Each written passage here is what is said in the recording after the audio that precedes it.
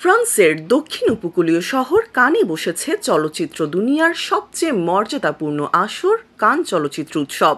গত 14ই মে জমকালো আয়োজনে বসেছে এই উৎসবের ৭৭তম আসর। এই উপলক্ষে নজর কাড়া লুকে কান শহরে হাজির হচ্ছেন বিশ্বের সব তারকারা।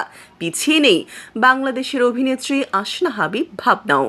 কোনো চলচ্চিত্রের ব্যানারে নয়, কান চলচ্চিত্র উৎসবের অভিজ্ঞতা নিতে প্রথমবারের মতো সেখানে গিয়েছেন তিনি। নিজেকে আলাদাভাবে জানান দিতে এক এক দিন এক এক ডিজাইনের পোশাক পরে আসছেন লাইমলাইটে। নজর কাড়া লুকে হাজির হয়ে রীতিমতো সবাইকে চমকে দিচ্ছেন ভাবনা। সেই ধারাবাহিকতায় এবার লাল বেনারসি কাতান কাপড়ের উপর কাস্টমাইজ করা মিডি ড্রেসে মোহনীয় রূপে ধরা দিলেন এই অভিনেত্রী। গত 17ই মে সামাজিক যোগাযোগ মাধ্যমে লাল বেনারসি পরা কয়েকটি ছবি শেয়ার করেছেন ভাবনা।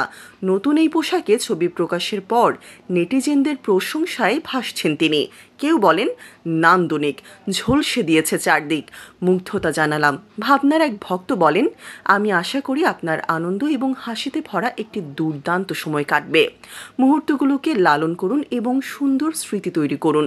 প্রসঙ্গত, আগামী 25 মে পর্যন্ত এই চলচ্চিত্র উৎসব। ততদিন পর্যন্ত হয়তো সেখানে নিত্য নতুন নজর কাড়া সব পোশাকে দেখা যাবে ভাবনাকে।